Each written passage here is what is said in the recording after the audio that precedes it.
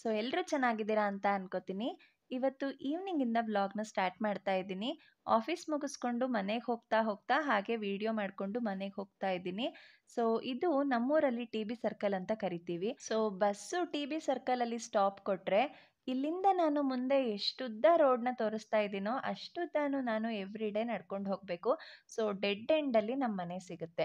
ಅಮ್ಮನ ಮನೆಗೆ ಬಂದರೆ ನನಗೆ ಸೆಪ್ರೇಟ್ ವಾಕ್ ಮಾಡೋ ಅಗತ್ಯನೇ ಇರೋದಿಲ್ಲ.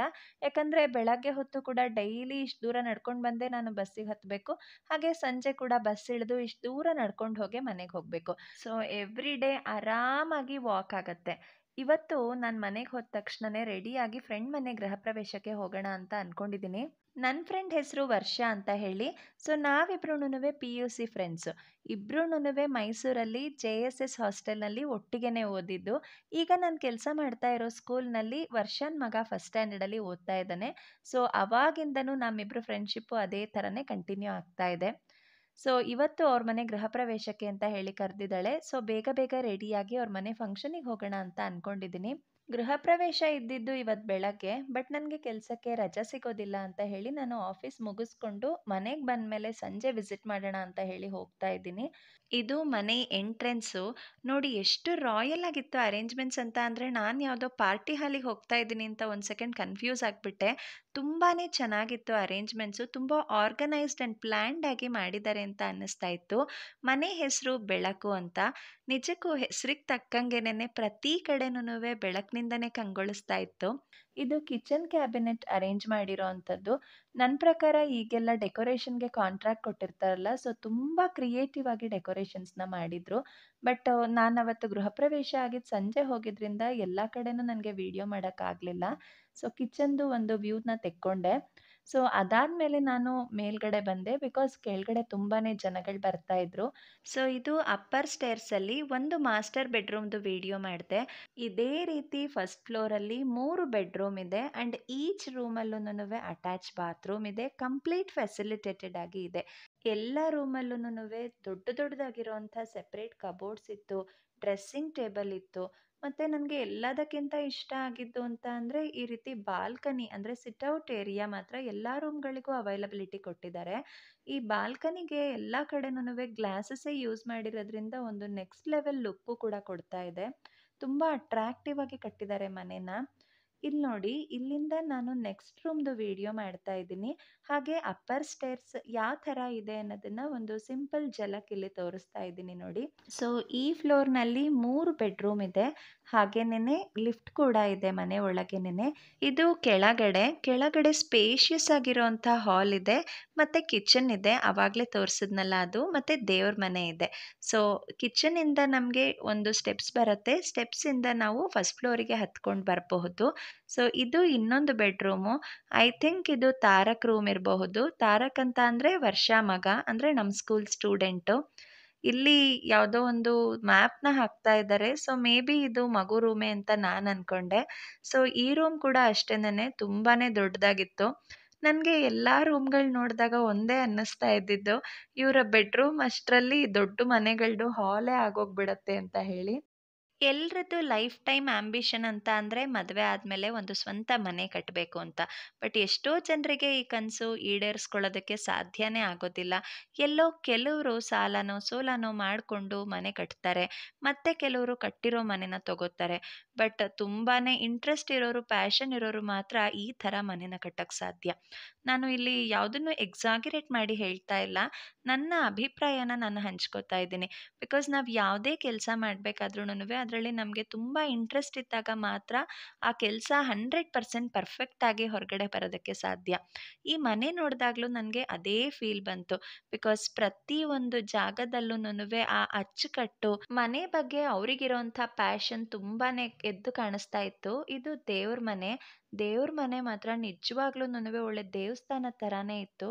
ನನಗಂತೂ ದೇವ್ರ ಮನೆ ತುಂಬಾನೇ ಇಷ್ಟ ಆಯಿತು.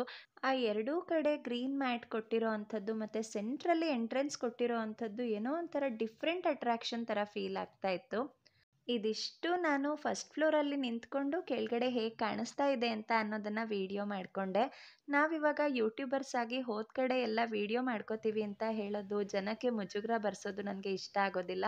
ಸೊ ನಾನು ಮನೆ ನೋಡ್ಕೊಂಡು ಬರೋಕ್ಕೆ ಹೋದಾಗ ಎಲ್ಲೆಲ್ಲಿ ಏನೇನಿತ್ತು ಅದನ್ನು ಮಾತ್ರ ನಾನು ಕ್ಯಾಪ್ಚರ್ ಮಾಡಿದೆ. ಇದು ಹೋಮ್ ಥಿಯೇಟರ್ ಅಂತ ಅನಿಸುತ್ತೆ. ಸೊ ಏನು ಇನ್ನೂ ಅಲ್ಲಿ ಫಿಕ್ಸ್ ಮಾಡಿರಲಿಲ್ಲ. ಬಟ್ ಸೀಟಿಂಗ್ ಅರೇಂಜ್ಮೆಂಟ್ಸ್ ಎಲ್ಲ ಕಂಪ್ಲೀಟ್ ಥಿಯೇಟರ್ ಎಫೆಕ್ಟೇ ಕೊಡ್ತಾ ಇತ್ತು. ತುಂಬಾ ಚೆನ್ನಾಗಿ ಕಟ್ಟಿದ್ದಾರೆ ಮನೆ ಮಾತ್ರ. ಇದು ಕೆಳಗಡೆ ಎಕ್ಸಿಟ್ ಏರಿಯಾ. ಸೊ ಇದು ಕೂಡ ಅಷ್ಟೇನೆ ತುಂಬಾ ಡೆಕೋರೇಟಿವ್ ಆಗಿ ಇತ್ತು, ಕ್ರಿಯೇಟಿವ್ ಆಗಿ ಎಲ್ಲನೂ ರೆಡಿ ಮಾಡ್ಕೊಂಡಿದ್ದಾರೆ. ಆ್ಯಂಡ್ ವರ್ಷ ಬಗ್ಗೆ ನಾನು ಕೆಲವು ಮಾತನ್ನ ಈ ವಿಡಿಯೋದಲ್ಲಿ ಹೇಳಲೇಬೇಕು. ವರ್ಷ ಕಾಲೇಜ್ ಲೈಫಲ್ಲಿ ಎಷ್ಟು ಡೇರ್ ಆ್ಯಂಡ್ ಡ್ಯಾಶಿಂಗ್ ಆಗಿ ಇದ್ಲು ಅಂತ ಅಂದರೆ, ಈಗ ಕಂಪ್ಲೀಟ್ ಚೇಂಜ್ ಆಗಿದ್ದಾಳೆ. ಮತ್ತು ಫ್ರೆಂಡ್ಸ್ನೂ ಅಷ್ಟೇನೆ ತುಂಬ ಚೆನ್ನಾಗಿ ಕ್ಯಾರಿ ಮಾಡ್ತಾ ಇದ್ದಾಳೆ. ಎಲ್ಲಾರನ್ನೂ ನೆನ್ಪಿಟ್ಕೊಂಡು ಗೃಹ ಪ್ರವೇಶಕ್ಕೆ ಕರೆದಿದ್ಲು. ನಿಜವಾಗ್ಲೂ ತುಂಬ ಖುಷಿ ಆಯಿತು. ತುಂಬ ಪ್ರೀತಿಯಿಂದ ಮಾತಾಡಿಸಿದ್ಲು. ನಮ್ಮ ಸ್ಕೂಲ್ನ KG ಟೀಚರ್ಸು ಕೂಡ ಈವ್ನಿಂಗ್ ಅಲ್ಲೇ ಸಿಕ್ಕಿದ್ರು. ಸೊ ಎಲ್ಲರೂ ಕೂಡಿ ಒಂದಷ್ಟೊತ್ತು ಒಂದು ಹೆಲ್ದಿ ಟೈಮ್ ಸ್ಪೆಂಡ್ ಮಾಡಿ ಒಂದು ಫೋಟೋ ತೆಕ್ಕೊಂಡು ಬಂದ್ವಿ. ಅಲ್ಲಿಂದ ನಾನು ಬಂದಿದ್ದು ನಮ್ಮ ಇನ್ನೊಬ್ಬರು ಟೀಚರ್ ಮನೆಗೆ. ಸೊ ವರ್ಷ ಮನೆ ಹತ್ತಿರದಲ್ಲೇ ಇದೆ. ಇವರು ಕೂಡ ಭವ್ಯ ಮ್ಯಾಮ್ ಅಂತ ನಮ್ಮ ಸ್ಕೂಲಲ್ಲೇ ಟೀಚರ್ ಆಗಿ ಇದ್ದರು. ಇವಾಗ ಕನ್ಸೀವ್ ಇದ್ದಾರೆ. ಸೊ ಅವ್ರನ್ನ ಕೂಡ ಮಾತಾಡಿಸ್ಕೊಂಡು ಹೋಗೋಣ ಅಂತ ಹೇಳಿ ಅವ್ರ ಮನೆಗೆ ಹೋಗಿ ರಿಟರ್ನ್ ನಾನು ಮನೆಗೆ ಬಂದೆ. ಬರೋ ಅಷ್ಟೊತ್ತಿಗೆ ಸುಸ್ತಾಗಿತ್ತು. ಸೊ ರಾತ್ರಿ ಊಟಕ್ಕೆ ಕ್ಯಾಪ್ಸಿಕಮ್ ಕರಿ ಮತ್ತು ಚಪಾತಿ ಮಾಡ್ಕೊಳ್ಳೋಣ ಅಂತ ಹೇಳಿ ಎಲ್ಲ ರೆಡಿ ಮಾಡ್ಕೊಂಡಿದ್ದೀನಿ. ಸೊ ಹೇಗೆ ಮಾಡೋದು ಅಂತ ಸ್ಟೆಪ್ ಬೈ ಸ್ಟೆಪ್ ತೋರಿಸ್ತೀನಿ. ನಿಮಗೂ ಯಾರಿಗಾದ್ರೂ ಇಷ್ಟ ಆದರೆ ಖಂಡಿತ ಮನೆಯಲ್ಲಿ ಒಂದ್ಸಲ ಟ್ರೈ ಮಾಡಿ. ಚೆನ್ನಾಗಿ ಬಂತು ಅಂತ ಅಂದರೆ ಕಮೆಂಟ್ ಬಾಕ್ಸಲ್ಲಿ ಕಮೆಂಟ್ ಹಾಕಿ. ನನಗೂ ಖುಷಿ ಆಗುತ್ತೆ ನೋಡಿ. ಸೊ ಫಸ್ಟು ನಮಗೆ ಕ್ಯಾಪ್ಸಿಕಮ್ ಕರಿಗೆ ಒಂದಷ್ಟು ಮಸಾಲೆನ ನಾವು ರೆಡಿ ಮಾಡ್ಕೋಬೇಕು. ಅದನ್ನೆಲ್ಲ ನಾನು ಸ್ವಲ್ಪ ಎಣ್ಣೆನ ಹಾಕ್ಕೊಂಡು ಹುರ್ಕೋಬೇಕು. ಸೊ ಇಲ್ಲಿ ನಾನು ಕಡಲೆಬೇಳೆ, ಉದ್ದಿನಬೇಳೆ, ಜೀರಿಗೆ, ಮೆಂತ್ಯ ಮತ್ತು ಬಿಳಿ ಎಳ್ಳು ಇಷ್ಟನ್ನೂ ಸ್ವಲ್ಪ ಎಣ್ಣೆನ ಹಾಕ್ಕೊಂಡು ಚೆನ್ನಾಗಿ ಫ್ರೈ ಮಾಡ್ಕೋತಾ ಇದ್ದೀನಿ. ಯಾವಾಗ್ಲೂನುವೆ ಒಲೆನ ಲೋ ಫ್ಲೇಮಲ್ಲೇ ಇಟ್ಕೊಂಡು ನಾವು ಹುರ್ಕೊಂಡ್ರೆ ಯಾವುದು ಸೀದ್ ಹೋಗೋದಿಲ್ಲ, ನೀಟಾಗಿ ಫ್ರೈ ಮಾಡ್ಕೋಬೋದು. ಮತ್ತು ಇನ್ನೊಂದೇನೆಂದರೆ ಕಡಲೆಬೇಳೆ ಮತ್ತು ಉದ್ದಿನಬೇಳೆನ ಗಟ್ಟಿ ಬರೋದಕ್ಕೋಸ್ಕರ ಹಾಕ್ಕೋತೀವಿ. ಅಂದರೆ ಈಗ ನಾವು ಕರಿ ಎಲ್ಲ ಮಾಡಿದಾಗ ಅದು ಥಿಕ್ನೆಸ್ ಇಂಪಾರ್ಟೆಂಟ್ ಅಲ್ವಾ. ಸೊ ನಾನಿಲ್ಲಿ ಒಂದೊಂದು ಹಿಡಿ ಕಡಲೆಬೇಳೆ ಮತ್ತು ಉದ್ದಿನಬೇಳೆನ ತೊಗೊಂಡಿದ್ದೀನಿ. ಒಂದು ಸ್ಪೂನಷ್ಟು ಜೀರಿಗೆ, ಒಂದು 1/4 ಚಮಚದಷ್ಟು ಮೆಂತ್ಯ ನಾವು ತುಂಬ ಕಡಿಮೆ ಹಾಕ್ಕೋಬೇಕು, ಇಲ್ಲಾಂದರೆ ಕಹಿ ಬಂದ್ಬಿಡುತ್ತೆ. ಆಮೇಲೆ ಬಿಳಿ ಎಳ್ಳು ಕೂಡ ಒಂದು ಅರ್ಧ ಸ್ಪೂನಷ್ಟು ಹಾಕ್ಕೊಂಡಿದ್ದೀನಿ. ಎಲ್ಲನೂ ಹಾಕ್ಕೊಂಡು ಒಂದು 2 ನಿಮಿಷ ಚೆನ್ನಾಗಿ ಕೆಂಪು ಬಣ್ಣಕ್ಕೆ ಬರೋ ತನಕನೂ ಫ್ರೈ ಮಾಡ್ಕೋಬೇಕು. ಸೊ ಅದಕ್ಕೆ ನಾನು ಖಾರಕ್ಕೆ ಎಷ್ಟು ಬೇಕೋ ಅಷ್ಟು ನೋಡಿಕೊಂಡು ನಾನಿಲ್ಲಿ ಒಣಮೆಣಸಿನ್ಕಾಯಿನ ಸೇರಿಸ್ಕೊತಾ ಇದ್ದೀನಿ. ಆಮೇಲೆ ಕೊತ್ತಂಬರಿ ಬೀಜನ ಚೆನ್ನಾಗಿ ಹುರ್ಕೋತಾ ಇದ್ದೀನಿ. ಒಂದು ಅರ್ಧ ಹಿಡಿಯಷ್ಟು ಕೊತ್ತಂಬರಿ ಬೀಜನ ತೊಗೊಂಡಿದ್ದೀನಿ.